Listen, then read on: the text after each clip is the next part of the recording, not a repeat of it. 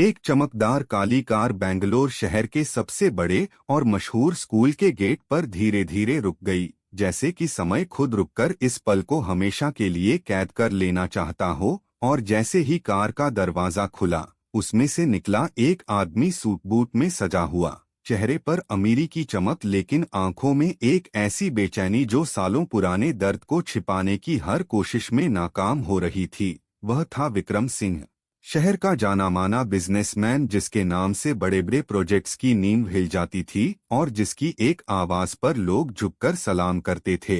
उसके साथ था उसका छोटा सा बेटा आरव, सिर्फ 6 साल का मासूम बच्चा जिसके चेहरे पर दुनिया की कोई फिक्र नहीं थी, बस एक प्यारी सी मुस्कान जो किसी के भी दिल को पिघला सकती थी। विक्रम अपने बेटे का एडमिशन कराने आया था, लेकिन उसके कदम जैसे रुक रुक कर चल रहे थे, मानो उसे पता हो कि आज उसे उस पुराने दर्द से सामना करना पड़ेगा जिसे वह सालों पहले एक झटके में पीछे छोड़ आया था, जैसे वह कोई पुराना सामान हो जिसे भूल जाना ही ठीक था।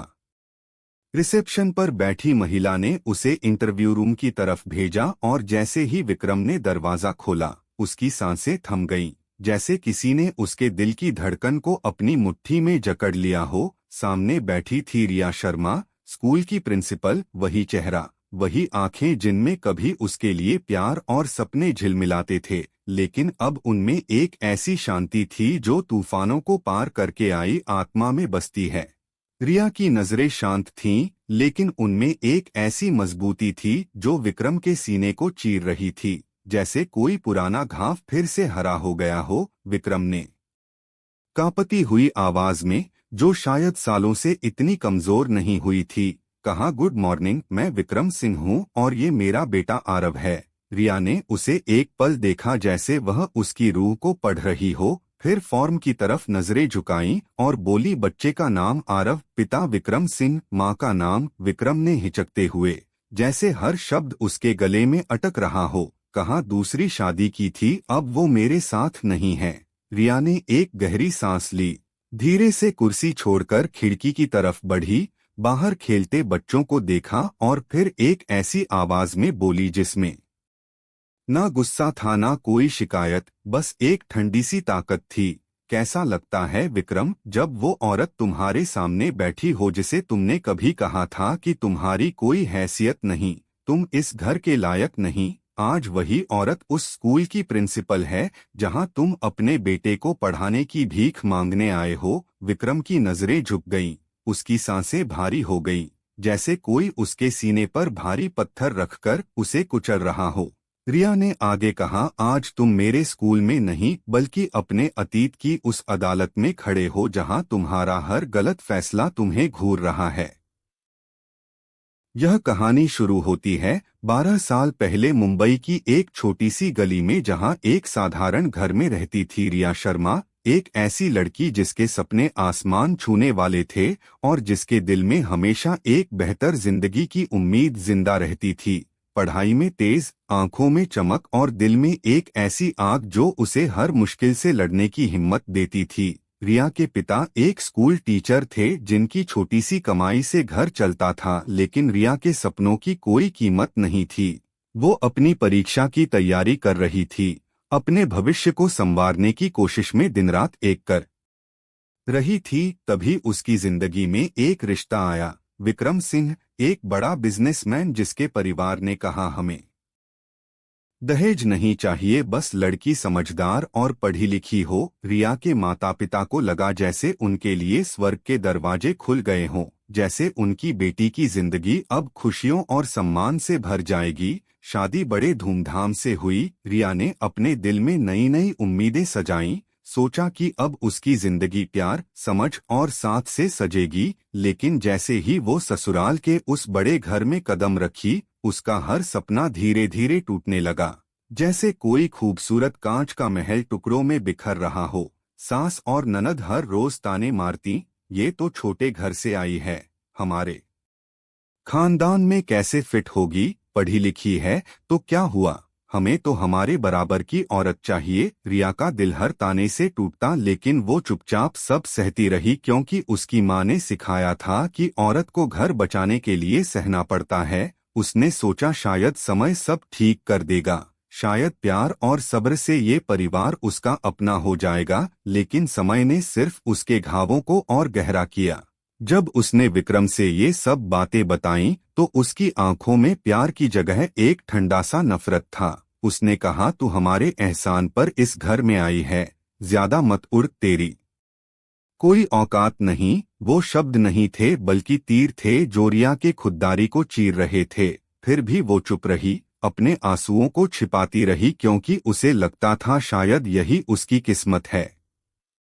लेकिन एक दिन जब रिया को पता चला कि वो मां बनने वाली है, उसके दिल में एक नई उम्मीद जागी। उसने सोचा शायद अब सब बदल जाएगा, शायद ये बच्चा उसकी जिंदगी में खुशियां भर देगा। उसने खुशी से विक्रम को ये खबर दी, लेकिन विक्रम का जवाब था, इसे गिरा दो, मैं अभी पापा बनने को तैयार नहीं, मैं दवा लाता हूँ। उस रात रिया का दिल पूरी तरह टूट गया, जैसे कोई उसकी रूह को कुचल रहा हो।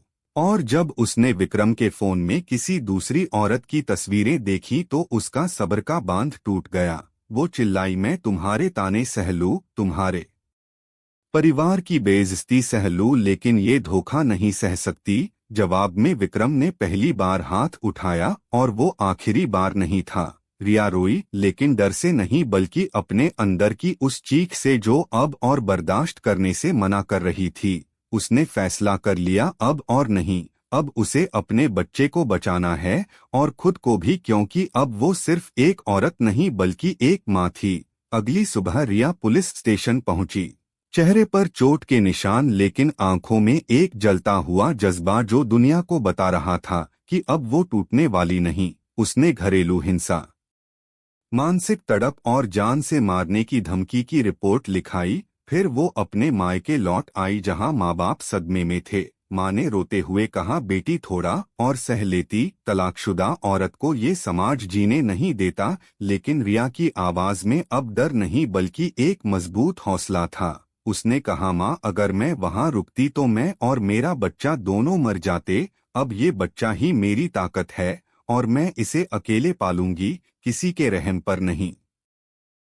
कुछ महीनों बाद रिया ने एक प्यारी सी बेटी को जन्म दिया जिसका नाम रखा आरुषि। उस दिन रिया ने पहली बार चैन की सांस ली, जैसे सालों बाद उसे जीने की वजह मिली हो। आरुषि की छोटी छोटी आंखों में उसे एक नई दुनिया दिखी जहां कोई ताना नहीं, कोई डर नहीं, सिर्फ प्यार और उम्मीद थी। उसने आरुषि को गले लगाकर धीरे से कहा, तू मेरी जिंदगी की वजह है और मैं तुझे इस दुनिया की हर ठोकर से बचाऊंगी। लेकिन समाज का रवैया नहीं बदला।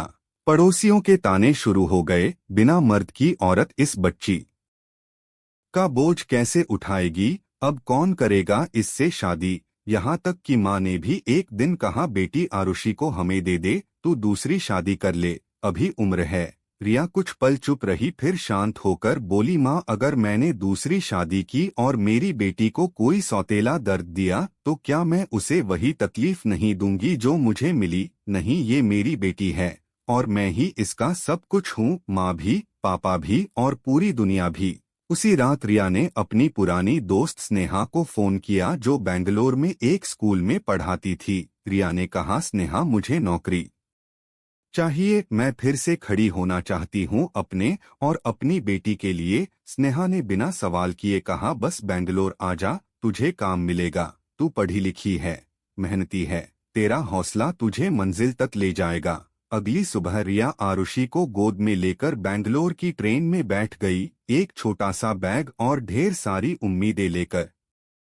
शुरुआत आसान नहीं थी, एक छोटा सा किराए का कमरा, थोड़ी सी कमाई और हर दिन की लड़ाई, लेकिन रिया का खुददारी उसका सबसे बड़ा हथियार था। सुबह आरुषि को माँ के पास छोड़कर वो स्कूल पढ़ाने जाती, दिन भर बच्चों को पढ़ाती और रात को किताबों में डूब जाती, क्योंकि पढ़ाई उसने कभी नहीं छोड़ी। उसे पता था कि ये रास्ता लंबा है लेकिन सही है। 3 साल बाद रिया बेंगलोर के एक बड़े स्कूल में टीचर बन चुकी थी। उसने एक छोटा सा घर किराए पर लिया, माँ और छोटी बहन को अपने पास बुला लिया। अब वही उसका घर था, वही उसकी दुनिया। जब वो थककर घर लौटती तो आरुषि अपनी छोटी छोटी बाहों में उसे गले लगाती और कहती, मम्मी तुम आ गई। उस पल रिया की सारी थकान मिट जाती, जैसे आरुषि की मुस्कान में उसकी पूरी जिंदगी समा जाती हो। स्कूल में रिया की पहचान बनने लगी। बच्चे उसे रिया मैम कहकर पुकारते, सम्मान से देखते, जैसे वो सिर्फ उनकी टीचर नहीं बल्कि उनकी प्रेरणा थी। मीटिंग्स में उसकी बात सुनी जाती, हर बच्चे के चेहरे पर उसके लिए एक खास मुस्कान होती। धीरे धीरे रिया को अपने अंदर एक शांति महसूस होने लगी, एक संतुलन जो उसकी जिंदगी में कभी नहीं था। जब स्कूल की पुरानी प्रिंसिपल रिटायर हुई तो स्टाफ से लेकर मालिकों तक सबने एक ही नाम लिया, डॉक्टर रिया शर्मा। वो लड़की जिसे कभी विक्रम ने कहा था तू कुछ नहीं, तेरी कोई औकात नहीं, आज उसी शहर के सबसे बड़े स्कूल की प्रिंसिपल बन चुकी थी।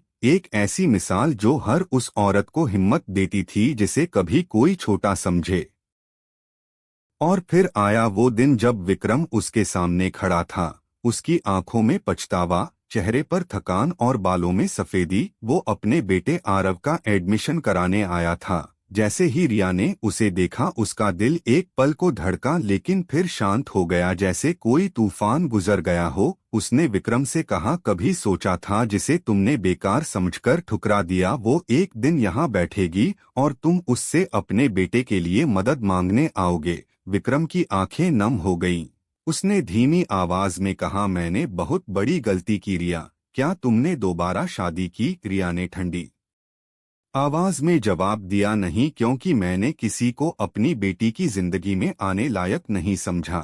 जिस दिन तुमने मुझ पर हाथ उठाया मैं मां बनने वाली थी। वो मेरी आरुषि है, लेकिन अब वो सिर्फ मेरी है। तुम सिर्फ कागजों पर उसका बाप हो, उसके दिल में मेरे सिवा कोई जगह नहीं। विक्रम ने कांपते हुए कहा, बस एक बार मुझे अपनी बेटी से मिलवा दो, मैं माफी मांगना चाहता हूँ। रिया की आवाज अब सख्त थी, जिसने उसे जन्म से पहले प्यार का हकदार नहीं। माफ करना, मैंने खुद को कर दिया है, लेकिन तुम्हारा मेरी बेटी से अब कोई रिश्ता नहीं। फिर उसने स्टाफ को बुलाया और कहा, इन्हें बाहर छोड़ आओ। उस दिन विक्रम सिर्फ स्कूल से नहीं बल्कि आरुषि की दुनिया से भी बाहर निकल गया, जैसे कोई पुराना बोझ हमेशा के लिए उतर गया हो।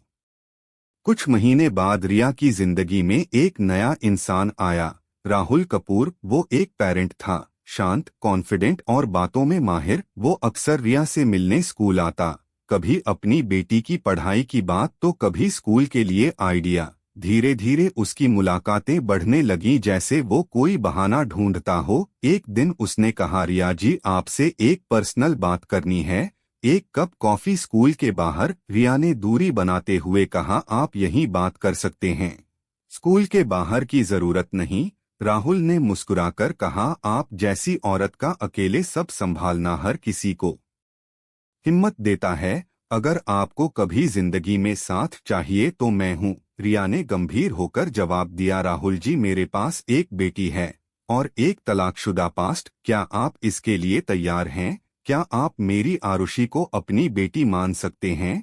राहुल ने तुरंत कहा, मैं सब जानता हूँ, आप जैसी औरत मेरी जिंदगी में हो इससे बेहतर क्या चाहिए। रिया सोच में पड़ गई। उसे अपनी माँ की बात याद आई, दूसरी शादी कर ले, अभी उम्र है। लेकिन आरुषि की मुस्कान उसके सामने आती और वो सोचती, क्या कोई और मेरी बेटी को उतना प्यार दे सकता है जितना मैं देती हूँ। एक दिन जब राहुल ने फिर कॉफी के लिए कहा, रिया ने साफ कहा, राहुल जी अगर आप मुझसे रिश्ता चाहते हैं तो मेरी बेटी को स्वीकार कीजिए, वरना रास्ता अलग कर लीजिए। राहुल का चेहरा बदल गया। उसने गुस्से से कहा, तुम जैसी औरतें हमेशा नखरे करती हैं, अकेली हो लेकिन घमंड कम नहीं। रिया ने फोन काट दिया और उस रात उसने खुद से वादा किया, अब कोई मेरी दुनिया में नहीं आएगा, ना सहानुभूति के नाम पर ना रिश्तों की आड़ में। मैं और मेरी आरुषि हम दोनों ही काफी हैं। इसके बाद रिया ने अपनी जिंदगी को एक नया मकसद दिया।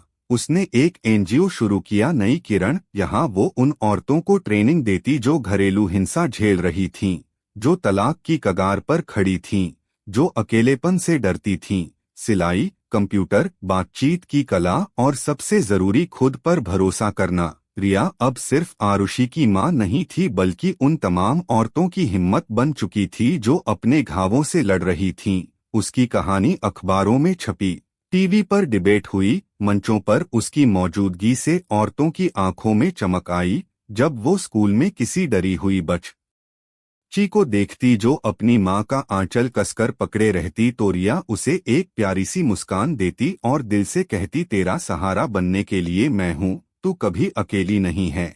एक दिन आरुषि, जो अब 10 साल की हो चुकी थी, स्कूल से आई और बोली, मम्मी, मेरी दोस्त की मम्मी पापा रोज लड़ते हैं, वो बहुत डरती है, क्या वो हमसे मिल सकती है? रिया ने आरुषि को गले लगाकर कहा, बिल्कुल मेरी जान। और सिर्फ वो ही नहीं, इस दुनिया की हर बच्ची जिसे लगता है कि उसका कोई नहीं मेरे पास आ सकती है। मैं हर उस बच्ची की माँ हूँ जिसे हिम्मत की जरूरत है। उस रात रिया ने आरुषि की कलाई पकड़कर चुपचाप देखा और उसके मन में एक ही बात चल रही थी, काश मेरी बेटी कभी अकेला महसूस ना करे, क्योंकि जब तक मैं हूँ उसे किसी और की जरूरत नहीं।